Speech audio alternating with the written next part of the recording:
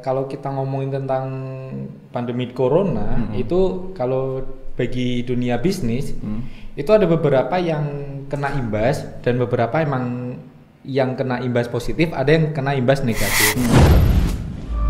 Bismillahirrahmanirrahim. Assalamualaikum warahmatullahi wabarakatuh. Waalaikumsalam. Ketemu lagi di podcast kita. Saya Islah Alyawi, sangat senang menyapa teman-teman semua. Tentunya di podcast kita akan ngobrol santai tapi seru. Dan hari ini saya tidak sendirian.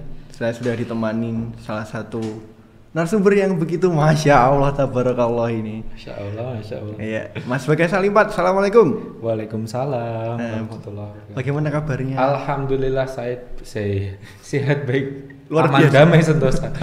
Oh, ganti sekarang. Kok ciri khas multi level di recall lagi nih ingatanku ya. Kan ada ingatan kan? Iya, ingatan. Membekas banget nih multi level emang.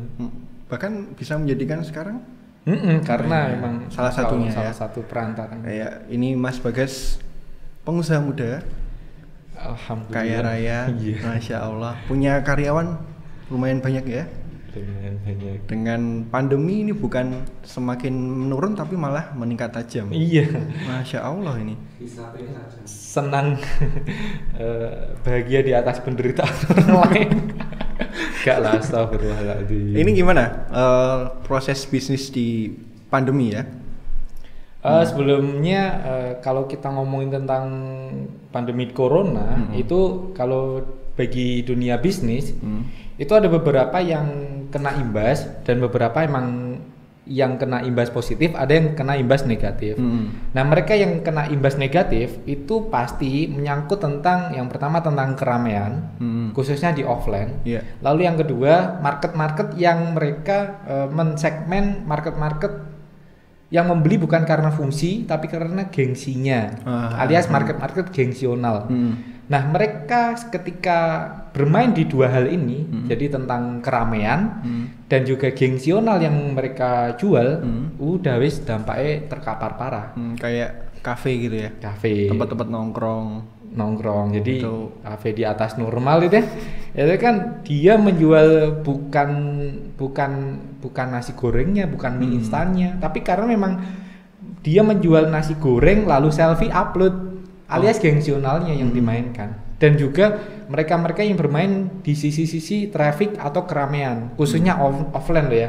Wisata gitu. Wisata, travel, bioskop kan. Oh iya, semakin kenceng atau trafficnya dapat, ramenya dapat, ya semakin dia darurat kan, otomatis kan antara dia seneng secara dan pribadi, khawatir. tapi khawatir karena nantinya bakal ditutup sama Satpol PP gitu ya. Jadi Satpol PP. mengerikan gitu ya. Jadi dan imbas yang positif itu mereka yang bermain mungkin di sisi-sisi fungsional dan juga mereka sisi-sisi online, meskipun keramaian, tapi kalau keramaian online ya malah Masya Allah sekarang mereka malah dapat imbas positifnya. Contoh ekspedisi, mereka yang main di Grab, di GoFood dan semacamnya, langsung gila-gilaan wis. Naik tajam. Ekspedisi malah 10 kali lipat. Bahkan pengiriman di kita itu dikasih batas limit maksimal pengiriman. Dibatasi ya Itu sampai. baru tahu kalau ekspedisi dia nutup, tanda kutip ya, nutup omset kan, sama aja kan. Jadi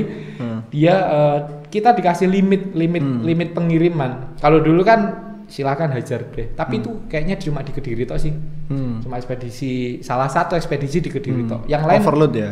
Yang lain aman. Nah, itu kan membuktikan kalau ada beberapa imbas bisnis yang sangat diuntungkan banget dengan WFH, dengan di rumah aja, dengan semuanya wis tentang imbas corona. Nah, saya termasuk yang positif, Beruntung. bukan positif corona, positif beruntung. Dapat imbas positifnya corona karena secara traffic saya dapat dari online. Secara penjualan semuanya full online. Distributor, agen reseller ataupun apapun itu namanya, kita rata-rata full online. Jarang banget ya ada sih brand-brand saya yang masuk di retail, di pusat oleh-oleh, ya otomatis terkapar karena traffic kan nggak serame dulu. Tapi semisal dikalkulasi mungkin yang kita masuk ke retail atau swalayan pusat oleh-oleh mungkin cuma 5%. 5% dikit banget berarti. Jadi 95% tetap kita udah online dan WFH saya udah lakukan itu sejak dulu. WFH Bagas Salimpat Home. Iya. Work from Home Bagas home Salimpat. Bagas Salimpat. Jadi mereka terlockdown ya. Terlockdown di markas ya. Ini produknya apa aja sih Mas kalau boleh tahu? Nah, itu. Ada beberapa yang harus saya privat karena secara kontrak pun mereka nggak mau disebutin gitu. secara produsennya, tapi kalau mungkin teman-teman tahu Sang Dewa, Kirun Makaron, terus Jalusugi dan semacamnya yang kita kerjasama dengan Kang Dewa, Mas Sabtuari, Ricky Harun dan tokoh-tokoh nasional beberapa itu ngambilnya sekompor semua di Blabak kono Mas. Di Bagas Salimpat di Kediri semua itu. Nah itu salah satu. Kalau di total semuanya ada 13 brand sih. 13 brand kalau semuanya di rumah Bagas Salimpat. Masya Allah. Ini kan tapi banyak brand, banyak produk ya, dan banyak varian. Apalagi banyak juga karyawan. Kan ini alhamdulillah positif nih. Tapi sempat nggak? Positif apa sih? Positif corona. Bukan. Klaster Bagas Home lah. Nggak positif buat dari pandemi ini bisnisnya positif. Maksudnya meningkat. Itu apa sempat nggak sih kepikiran kalau bakal down atau sempat nggak sih kalau penjualan turun? Kalau khawatir sempat Mas, karena itu sebenarnya balik lagi ke mindset kita, mindset di awal. Apalagi saya waktu itu waktu corona masuk Indonesia, posisi saya kan nggak di Indonesia, di luar kota. Jadi saya sama Kang Dewa waktu itu kita sama-sama berapa hari, 10 harian itu dek. Bukan di Kediri gitu ya, bukan di Indonesia. Nah itu ketika di situ itu sebenarnya secara negara antar negara itu aman. Bahkan di sana pun kita tetap bisa tawaf, kita tetap bisa, pokoknya aman semua. Tawaf, cuma sepi di situ. Jadi kok pas gitu ya, qadarullah. Sesuatu banget. Iya gitu loh. Jadi rombongan kita itu rombongan yang termasuk diperbolehkan masuk. Di belakang saya udah nggak boleh. Nah ketika pulang itu kan pulang ketika momen di Indonesia udah dapat 2 kalau nggak salah kan waktu itu. Iya, mulai rame. 3 Maret 2020, inget betul. Itu mulai rame-rame banget. Iya, karena di Jakarta kalau nggak salah yang kerja di kafe ketemu sama Jepang itu kan kayaknya. Akhirnya jadi kan cepet itu. Udah nyebar. Nah, dari situ awalnya otomatis karena saya dari luar negeri, dari luar kota yang dari Soekarno Hatta juga, dari Juanda juga, otomatis kan itu parno banget kan. Cara kita mengubah mindset itu kan dengan cara minimal mengubah tindakan, mengubah cara bersikap. Akhirnya ya wis kebiasaanku tak rubah dari yang awalnya WFH, dari yang awalnya cuma terlockdown di kamar, bukan lagi di rumah, cuma di kamar gitu toh, cuma wifi-an kita lihat semua sosmed mulai Instagram, Facebook, YouTube. Nah, kita akhirnya gerak melalui ngaji kita. Masya yang Allah. Kita kontak teman-teman khususnya di divisi sosial yang dilideri sama Mas Fatkur waktu itu, dan sampai sekarang Mas Fatkur menjadi leader di sosial, kepala divisi sosial ngaji kita.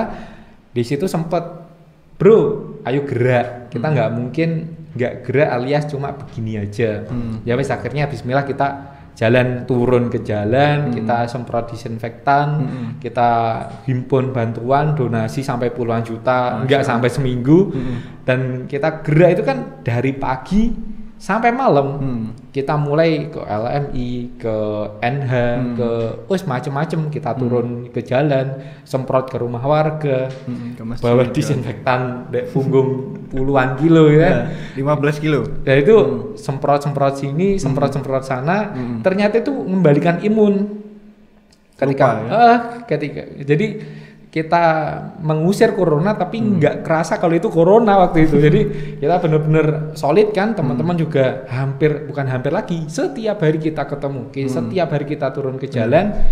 Nah itu membalikan mindset, membalikan positif mindset dan semacamnya, dan ternyata ngimbas banget di penjualan.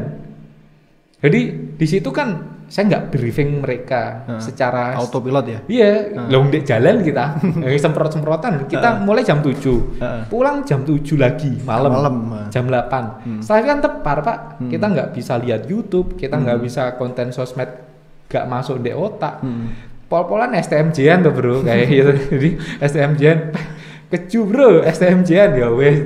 Jadi kan dari situ tok, terus akhirnya pulang tidur, besok lanjut aktivitas. Nah itu kan rutin kita lakukan, bukan lagi 10 hari, sebulan kita lakukan itu. Masuk ke rumah sakit, kita terus ketemu bahkan ke pasien yang positif. Nah segitunya loh kita. Itu kan akhirnya ngerubah mindset, ngerubah tindakan perilaku kita, ngerubah kebiasaan kita. Jadi habit yang positif. Nah itu ternyata menular ke tim, menular ke penjualan, menular semangat ke distributor, menular ke agen reseller. Ya wis, itu ternyata starting point ketika kita menjadi new normal. Jadi ketika new normalnya teman-teman mungkin 2 bulan, 3 bulan, kita langsung 15 hari. Jadi setelah terlockdown itu kita langsung new normal. Jadi mulai new normal mindset. Semua. Jadi mulai yang dulunya kita ada Kopdar Roadshow nih. Setahun kita agendakan itu tiga kali dalam setahun. Itu rencana kita udah plot jadwalnya Kang Dewa waktu itu di Jawa, di Sumatera, di Bali itu udah ngeplot nih. Bikin roadshow, kopdar gitu ya, ketemu distributor, ketemu agen. Tapi ternyata karena corona kita nggak punya nggak jadi akses ke situ dan ternyata kita akhirnya belusukan pakai Zoom meeting. Itu kan secara efisiensi cost sangat murah gitu ya. Terus secara emosional ternyata juga aman. Akhirnya ya wis kita new normal juga ketika dulu membina rencananya kita kopdar ke pulau-pulau, sekarang tetap kopdar ke pulau-pulau juga tapi dalam platform online bukan offline. Jadi disitulah starting point. Jadi yang paling penting sebenarnya bukan coronanya, bukan masalah marketnya, tapi yang paling penting balik lagi ke leadernya alias mindsetnya. Nah ngomongin tentang mindset itu sebenarnya karakter pengusaha itu nggak lepas dari mindset ini. Karena ketika kita ada beberapa teman yang tanya apa sih karakter seseorang untuk bisa sukses, kalau ini menurut saya pribadi, menurut pengalaman bangkrut, ditipu dan semacamnya. Jadi kan guru saya kan bilang kan, Haji kan bilang, jadi otot dilatih dengan beban, otak dilatih dengan keilmuan dan ujian, hati dilatih dengan kehilangan dan pengkhianatan gitu ya. Kehilangan dan pengkhianatan. Ini sudah pernah terjadi. Nah, insya Allah otot sudah terlatih karena kita futsal hampir tiap hari bro gitu ya. Terus otak mulai dari keilmuan dan ujian, ya tiap hari kita dapat ujian baru, ilmu baru kan, karena kita ngurusi manusia, ngurusi drama-dramanya. Nah, yang ketiga ini hati, yang dilatih dengan kehilangan dan pengkhianatan. Sudah pernah? Alhamdulillah setiap tahun ada gitu. Setiap tahun ada yang hilang dan mengkhianati gitu. Mengkhianati Mas Bagas? Saya yang mengkhianati mereka. Nah, jadi terlepas dari situ, kita kan akhirnya bisa belajar kan dari otak, dari otot, dari hati ini, dan dari pengalaman saya yang pernah diuji otak dan hati, itu karakter pengusaha, ya bukan pengusaha tok sih, semua orang sukses itu menurut saya cuma di 3 hal ini. Yang pertama, yakni tentang knowledge alias keilmuan. Pengetahuan. Dan itu faktor itu cuma 10%. 10%. Jadi dari 100% itu cuma 10%. Kan dikit banget. Nah, makanya mereka yang paham banget knowledge-nya bisa jadi S1, S2, S3 atau mereka yang udah ikutan workshop, seminar, training dan semacamnya kok nggak sukses-sukses. Rata-rata loh, aku nggak bilang semua. Kok nggak sukses-sukses? Ya emang lah wong cuma 10%. Faktornya. Ada yang sukses, ada ya cuma 10% ini. Dan kita sama sistem diatur untuk bersaing dengan 10%. Kan ya berat banget kita. Loh, faktornya cuma 10%. Nah, itu kita dapatkan dari pengetahuan. Jadi ya belajar, mau nggak mau. Contoh, ada semisal ini flash disk, ini flash disk wes. Ini flash disk. Ini flash disk nih. Ini flash disk. Lalu ini kita beli flash disk ini dengan harga yang paling mahal. Merek atau brand yang paling terkenal. Dengan kapasitas bertera-terabyte lah semisal. Ini anggaplah 20 juta harga flash disk ini. Saking Saking terkenalnya, saking termuktahir ya. Pokoknya mantep lah. Terus setelah itu flash disk kosong ini kita masukkan ke audio sound lah, semisal entah itu mobil kan ada kan audio soundnya atau mungkin di sound system. Ini anggaplah di mobil lah, semisal mobil kita tancep ini, terus kita pokoknya bener-bener udah nancep nih. Semisal ini audio mobilnya bener-bener yang terbaik juga wis merek yang terkenal terbaik, mobil pun mobil terbaik. Nah ketika ini kita play, volume kita udah kencengin sampai 100%, ada suaranya nggak? Ada nggak? Kalau sekarang nggak ada. Nggak ada bro. Sebab apa? Flash disk belum ada isinya. Bener. Nah meskipun ini terbaik, tapi ketika ini dimasukkan atau di play, ya tetap nggak ada suaranya. Diputer sampai 101%, ya tetap nggak ada isinya. Soalnya kenapa? Ya emang nggak ada isinya. Ini flash disk. Gak ada datanya yang ada. Gak ada datanya. Nah caranya gimana biar ada? Ya diisi. Nah seperti halnya otak manusia. Otak manusia terbaik bro, yang nyiptain Allah gitu kan. Meskipun ini terbaik, ujian lapangan ini pun juga isinya juga terbaik. Tapi ketika otak ini nggak ada isinya, kita diberi sama Allah apapun itu bentuknya, fasilitasnya dan semacamnya, itu tetap gak jadi apa-apa. Mixer ini ya tetap cuma dibuat mixer kalau nggak ada orang yang ahli atau orang yang nggak tahu bagaimana cara memfungsikan ini, ya tetap nggak jadi. Nah caranya gimana? Diberi keilmuan dengan cara belajar. Nah itu 10% tapi 10%. Cuma 10%. Nah biar tetap 100% atau kan target 100% ya, kita harus mainkan faktor yang kedua, skill namanya. Skill. Jadi keahlian, knowledge kita dapatkan dari pembelajaran, skill atau keterampilan keahlian kita dapatkan dari mempraktekkan ilmu dan kita lakukan berulang-ulang, istiqomah, konsisten, persisten. Contoh skill, kita tahu kan secara knowledge, secara pengetahuan kita tahu caranya nendang bola. Bener. Pakai kaki kanan, entah itu kanan luar atau kanan dalam. Cara ngoper bola kita udah tahu, mulai keilmuan semua udah pernah tahu. Terus cara nendang pakai kaki kiri kita pun juga udah tahu caranya. Jadi secara knowledge kan, secara keilmuan katam lah bro. Teorinya.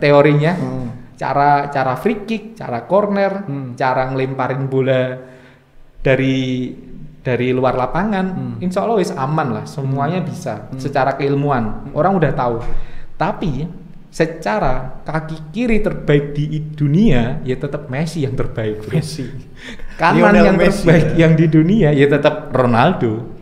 Terlepas dari semua ada pro kontra kaki kanan kiri terbaik siapa, secara value atau ngomongin tentang duit ya, tentang kesuksesan, tentang uang ya tetap Ronaldo dan Messi yang terbaik, yang punya kantong tebel. Tapi secara pengetahuan, keilmuan, aku yo ngerti bro cara nendang free kick. Antum yo malah jago, malah andalan gitu loh. Tapi kenapa kita kok nggak bisa sehebat kirinya Messi, kok nggak bisa sehebat kanannya Ronaldo?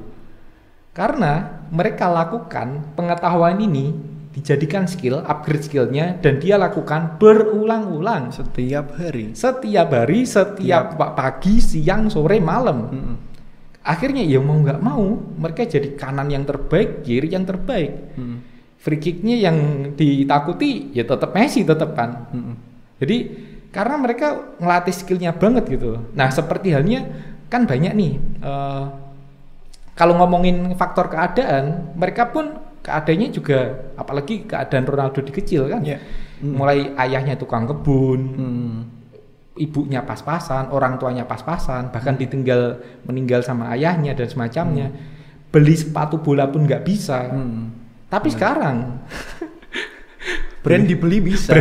Perusahaan yang dibeli, perusahaan sepatu bola yang dibeli. Nah itu kan bukan karena sekedar dia tahu, bukan sekedar dia tahu ilmunya, knowledge-nya, bukan itu. Tapi dia lakukan pengetahuan itu dan dia lakukan berulang-ulang. Jadi ya mau nggak mau jadi dia the best bro. Nah seperti halnya contoh lagi tentang skill ngaji atau tahsin lah misal. atau murojaah wis, atau mereka yang punya hafalan. Kita tahu kan di apa? RCTI Hafidz Quran Hafidz Quran Indonesia sing setiap Ramadan. Itu kan ketika kita lihat mereka, ya Allah umur 5 tahun, Bro. Aduh, umur 5 tahun mereka. Wis berapa, bukan lagi berapa surat loh, berapa juz yang berapa. Nah, itu ketika lah sama Allah kan kita dikarunia otak yang sama. Pengetahuan yang sama, cara murojaah, cara hafalan. Nah, mereka kok bisa? Dan bukan satu tok loh, ribuan mungkin. Iya. Jutaan bisa jadi jutaan. Bisa jadi kan itu bukan karena faktor knowledge, faktor pengetahuan. Karena apa? Ketika kita cobalah, semisal Hafiz Cilik atau teman-teman silakan searching lah di YouTube. Mereka ketika diwawancara ibunya atau orang tuanya, ternyata dari kandungan sudah di-repeat, dipersiapkan. Amayah tasalul. Iya Jal. Udah di-repeat wih. Terus diulang-ulang. Sebelum brojo loh, Bro. Di-repetition terus, diulang-ulang. Kan skill kan? Skill didapat itu dari keilmuan. Oke, ibunya tahu ilmunya, tahu caranya murojaah, tahu caranya mendidik anak, lalu diulang-ulang. Bahkan ada beberapa yang orang tuanya belum hafal tapi anaknya sudah hafal. Nah, itu kan bukan karena ibunya nggak punya keilmuan, tapi secara berulang-ulang. Lah anaknya terlatih. Iya, makan murojaah, selesai makan murojaah, sebelum makan murojaah. Itu dari segi makan gitu. Belum mereka ketika mau tidur murojaah, selesai bangun tidur murojaah. Jadi terus diulang-ulang. Jadi sangat wajar mereka punya skill seperti itu. Dan itu semisal kita ngomongin skill, faktor suksesnya itu 30%. Jadi total 10 tambah 30. 40. Sisa 60 kan? 60 inilah yang penting. Yang tadi saya bilang, ya ini mindset alias karakter, atau kita bisa sebut etika, karakter, mindset itu masuk di 60% ini. Etika, mindset, bukan sih. Yuk kita ngomongin karakter seseorang itu udah langsung include-nya di include-nya itu ya mindset, tentang karakter dan semacamnya. Ya contoh nih, kita ngomongin bola lagi, Ronaldo sama Messi.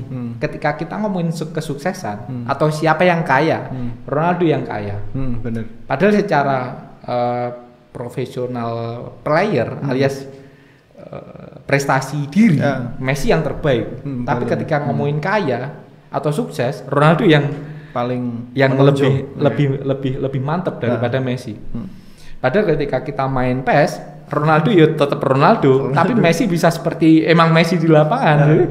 Jadi emang Messi emang Masya Allah. Tapi secara kita ngomongin tentang kesuksesan, Ronaldo malah lebih sukses. Karena apa? Karakter. Ya kita bisa lihat ketika contoh di final lah. Iya, cedera kan? Gak pernah kita lihat Ronaldo yang final itu ngelesu, nyalahin keadaan, ngeluh. Tapi kita coba compare dengan Messi. Iya. Ini terlepas dari fansnya loh ya. Iya. Aku pun juga dua-duanya sih. Jadi terlepas dari fansnya. Jadi mohon maaf jangan didebat soal itu. Tetap anda yang terbaik lah pokoknya. Jadi kita ngomongin tentang karakter. Kita atau ketika mereka di final lah. Bisa dilihat loh maksudnya. Iya. Jiwa leadershipnya, jiwa kepemimpinannya, karakternya, mindsetnya, value-nya. Nah ini 60%. Ketika Ronaldo malah kalah sama pelatihnya itu. Iya, malah pelatihnya kalah. Iya, secara power, secara leader ya, kalah banget. Ronaldo yang padahal pinggir lapangan. Padahal di pinggir lapangan sampai Portugal pun juara kan itu nggak lepas dari sosok leadershipnya Ronaldo. Jadi itu yang penting malah. Nah, ketika tadi bilang gimana dampak corona, itu sebenarnya bukan karena coronanya. Bukan karena Ronaldo cederanya, itu semua bisa dapat masalah itu.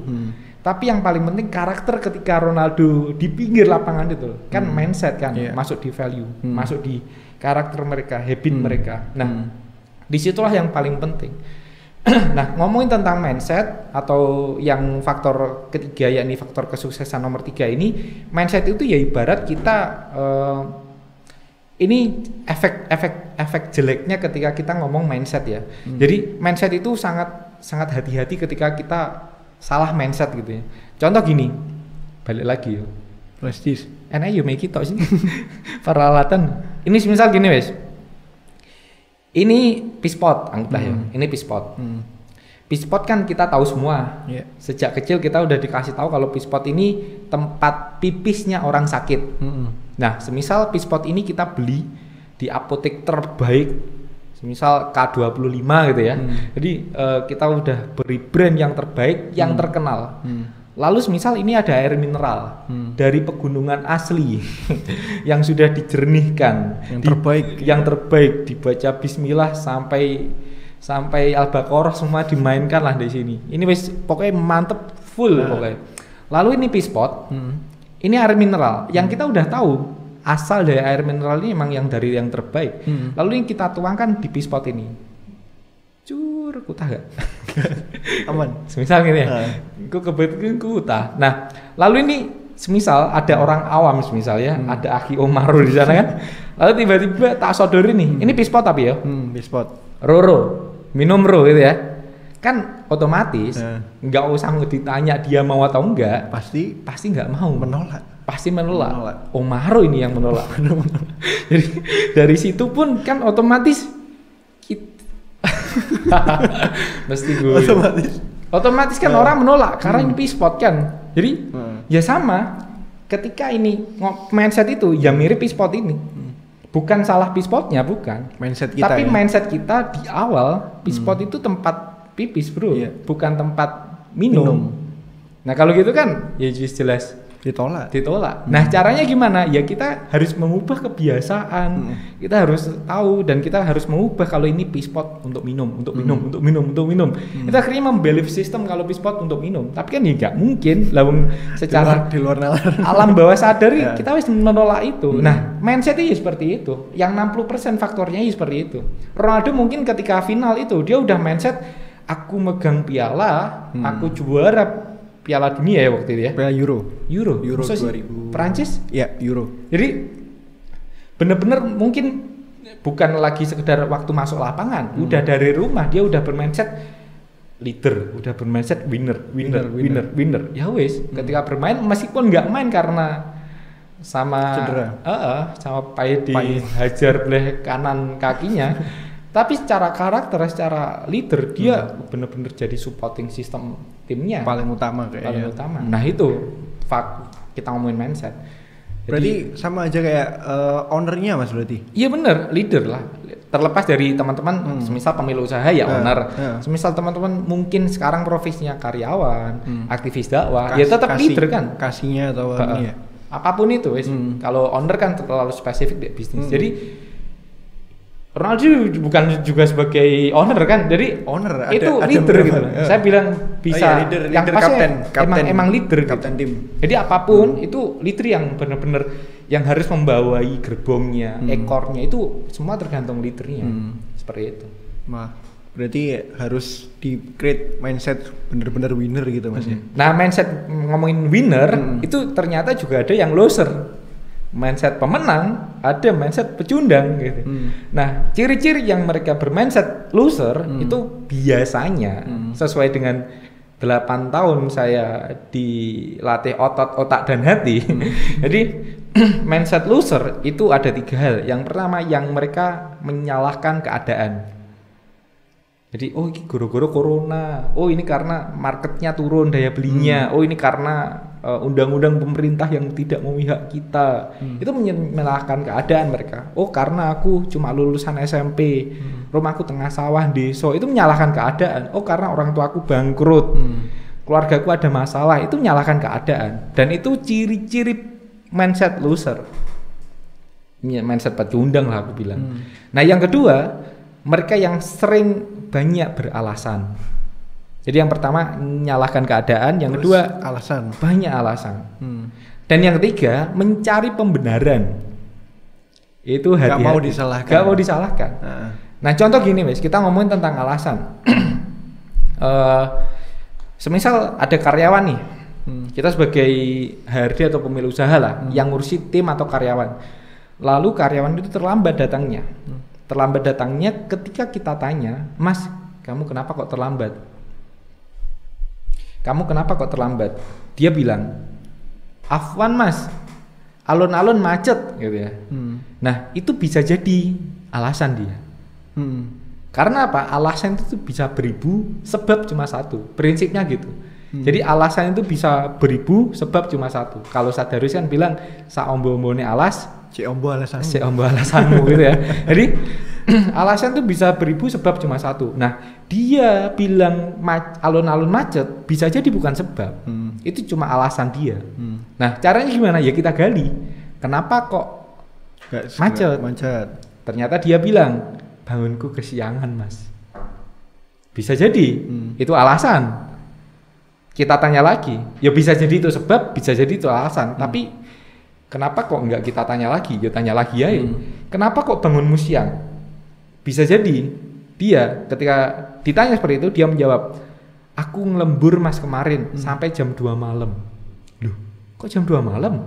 Bukannya kamu pulang dari kantor, dari markas, kamu pulang jam 4 sore, kok sampai jam 2 malam? Lembur apa terusan? Ketika ditanya, iya mas, aku lembur, ada freelance garapan desain buat tambahan. Loh, kok buat tambahan? Kok bisa freelance desain? Ketika kita tanya lagi, kenapa mas kok freelance? Ternyata dia jawab, karena ibuku masuk rumah sakit, butuh biaya pengobatan sekian puluh juta. Piye. Ternyata itu sebabnya. Sebab utamanya. Dan itu bisa jadi bukan salah dia, tapi bisa jadi salah ownernya yang mungkin nggak menggaji dia di atas angka cukupnya. Akhirnya dia nggak bisa nabung. Jadi ketika gajian habis buat untuk kebutuhan hidup, bensinnya, makannya. Itu salah owner, yakin aku wis. Akhirnya dia cari sampingan, cari freelance, cari tambahan. Buat apa? Nambahin tabungan. Nah ketika tabungannya aman, insya Allah aman. Ya aman, tapi kalau nggak ada tabungan, ya mau nggak mau bro, dia tambah freelance dan semacamnya. Itu kan bukan salah dia. Jadi macet itu hanya sebagai alasan. Ternyata sebabnya ibu sakit pak, butuh biaya pak. Bisa jadi salah kita. Nah ketika owner, apalagi owner yang melakukan 3 hal ini, mentalnya mental pecundang, dia akhirnya malah menyalahkan keadaan tim. Bisa jadi. Kenapa kok nggak produktif produksinya atau penjualannya? Karyawanku telat terus mas. Bisa jadi malah dibuat alasan dia. Nah itu kan nyambung banget. Nah kenapa kok telat? Bisa jadi owner nggak deket sama mereka. Mereka nggak tahu kondisi keluarga. Karena sebenarnya prinsip usaha sama tim itu cuma 2. Yang penting dia bekerja untuk usaha kita, kita bekerja untuk keluarga mereka. Cuma itu tok. Feedbacknya seperti itu. Jadi ketika 2 hal ini terlengkapi, aman sebenarnya. Tapi kebanyakan mayoritas pengusaha, aku nggak bilang semua, tapi mayoritas pengusaha, dia yang penting karyawan. Intinya gini, kamu tak gaji untuk usahaku bro, cuma itu tok. Nggak mikirin keadaan, nggak mikirin keluarga, nggak mikirin keadaan. Nah harus ada feedback dong, biar aman, biar tetap stabil, tetap jalan. Kalau kamu nyuruh dia ngurusi usahamu, ya kamu harus urusi keluarga dia. Nah maka dari itu mungkin kalau setiap bulan sih enggak, setiap 6 bulan sekali, ketika ada momen-momen ketika saya bisa silaturahim ke keluarganya, saya mesti sempatkan dan luangkan. Entah itu waktu, tenaga, sampai uang. Itu kalau bisa saya benar-benar deket sama ibunya, saya benar-benar deket sama bapaknya, saya benar-benar deket sama keluarganya, tahu kondisi rumahnya, kondisi atapnya, kondisi gentengnya, kondisi tanahnya. Kita nggak tahu mungkin dia di markas atau di kantor seweneng bahagia bro, nyanyi sana sini, murojaah masya Allah, nggak ada beban, nggak ada masalah, guyon sana sini, dek markas, dek usaha kita, dek kantor kita. Ketika kita owner yang terjun ke lapangan, belusukan lah, tanda kutip ya, kita ternyata tahu di balik senyuman mereka, di balik bahagia mereka, di balik guyonan mereka, ada bapaknya yang mungkin stroke, ada ibunya yang mungkin punya sakit yang luar biasa, harus rawat, bolak-balik rumah sakit. Ada mungkin rumahnya yang hampir ambruk, dapurnya, WC-nya, kamar mandinya nggak beratap. Itu aku ngalamin bro. Dan itu semuanya benar-benar saya tahu dan benar-benar ya Allah koyo ngene ya. Dan itu fungsi siapa? Tugas siapa? Tugas kita, pengusaha untuk menyelamatkan ya tanda kutip keluarga mereka dari finansialnya, dari efek-efek apapun itu. Nah itu kalau semua owner melakukan itu, insya Allah aman lah. Karena apa ya? Mereka itu nggak ada karunia ya mungkin tentang penjualan. Mereka cuma bisa packing. Lah mau dipaksa jualan malah amburadul. Jadi ya nggak bisa. Nah, qadarullah saya kan ada mungkin nggak bisa packing tapi aku bisa jualan atau ada bakat di bukan bakat sih tentang entrepreneur. Aku udah tahu ilmunya dan semacamnya, skillnya dan semacamnya. Mungkin secara ilmu, secara skill dia mungkin jauh di bawah kita. Tapi sebenarnya ada faktor lebih dan ada faktor kenapa kok Allah turunkan ilmu, turunkan mindset, turunkan skill jauh di atas mereka. Itu bukan semata-mata untuk kita memperkaya diri ya tanda kutip, tapi untuk membantu mereka gitu.